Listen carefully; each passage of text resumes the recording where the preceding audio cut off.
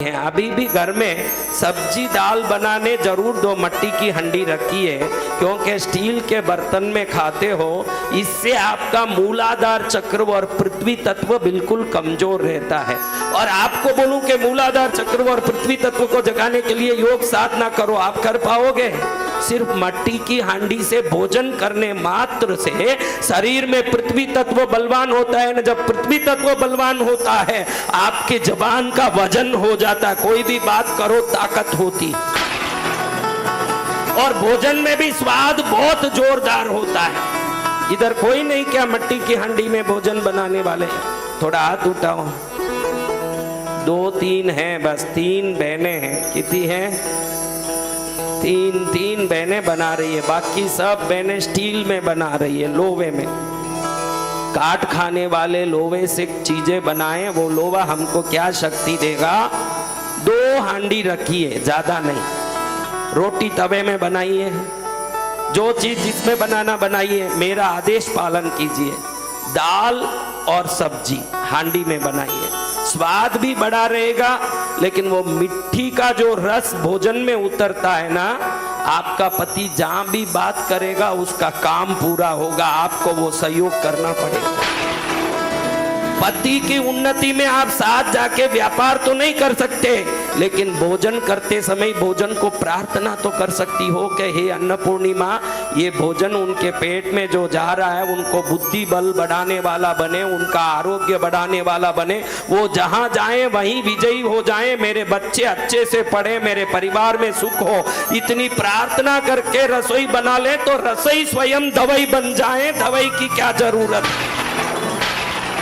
लेकिन हम तो टीवी सीरियल देखते देखते रसोई बना रहे हैं, उधर टीवी चालू है हॉल में, वो डायलॉग सुनते सुनते रसोई बनाए। वो कह रही है टीवी सीरियल में जो आ रही है बहन, वो कह रही है अपने पति को, देखो रमेश, अगर तुम्हारा व्यवहार ऐसा ही रहा तो मैं और 4 शादी आगे करूंगी। आजकल ऐसे ही तो सीरियल आ रहे हैं, उसमें कोई संस्कार है?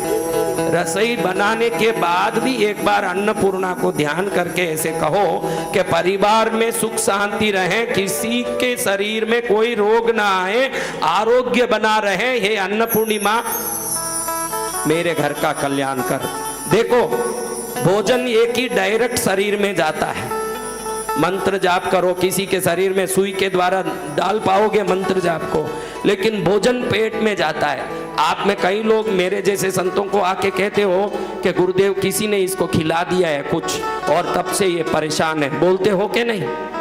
यानी पेट में जो चीज जाता है उसी से शुभ अशुभ बनता है, वो डायरेक्ट पेट में जाता है। तो पेट में जाने वाले अन्न कोई प्रार्थना से भर दोगे तो वो अन्न ही आशीर्वाद बन जाएगा। आपके घर वाले को कभी कमी नहीं आएगा, उसको दुख नहीं आएगा, उसको संकट नहीं आएगा। आप तो चिड़ करते रसोई बनाते हो कि खुश होके बनाते हो? आप ही बताओ क्या परेशानी है? मेरे कोई 25 साल से ये रसोई में घुसेड़ दिया, मैं जिंदगी भर यही करती रहूं, मेरे को और कोई काम नहीं, मेरा जीवन ही पूरा बर्बाद कर दिया, कहीं 2 मिनट की शांति नहीं। ये बच्चे भी परेशान, ये भी परेशान करता है मेरा आदमी। मैं 24 घंटों इन घर की फोगट की नौकरानी आ गई हूँ जो इन सबका करके डालूं, ऐसे ऐसे चटाफट फटाफट बातें करते, चिड़चिड़ करते। जब रसोई बनाएंगे, वो रसोई घर में गुस्सा, क्लेश, झगड़ा उत्पन्न करेगा कि प्रेम उत्पन्न करेगा? अगर आपको घर में रहना ही है, काम करना ही है, तो ये समझ लो कि वो आपकी जिम्मेदारी बन गई है, उसको प्रेम से निभाओ। घर ही खुश रहेगा, घर ही शांति का बनेगा, घर ही प्रेम का बनेगा। और रसोई को ही बनाते समय प्रार्थना करते बनाइए, दवाई बन जाए रसोई। क्या बन जाए? कौन कल से 1 मिनट प्रार्थना करो, हे भोजन बना लो, पहले चावल रोटी सब्जी दाल सब बना लो। बनाने के बाद हाथ जोड़ के बोलो, ये अन्नपूर्णिमा ये सब वस्तु दवाई बने, ये सब वस्तु आशीर्वाद बने, ये सब वस्तु प्रसाद बने, मेरे घर वालों का हर काम हो, मेरे बच्चों की अच्छी पढ़ाई हो, किसी का ग्रह खराब हो, सब ठीक हो जाए, प्रार्थना करके फिर खिलाओ। 48 दिन ऐसे करके देखो, 50वें दिन तुम बोलोगी कि घर में शांति बहुत आ रही है महाराज, अच्छा खुशी आ रहा है, आनंद आ रहा है। रसोई में ताकत है क्योंकि वो पेट में जाता है। उस समय जो सोच के बनाओगी वो तरंग उस रसोई में घुसेगा। अगर गुस्से का तरंग डालोगी तो भोजन रोग उत्पन्न करेगा, प्रार्थना का तरंग डालोगी तो भोजन आशीर्वाद बन जाएगा। आपको क्या करना है आप ही देख लो, क्या करना है।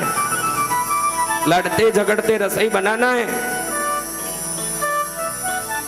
बहुत अच्छी माताएं आई है मेरे दरबार में, ताली बजाओ।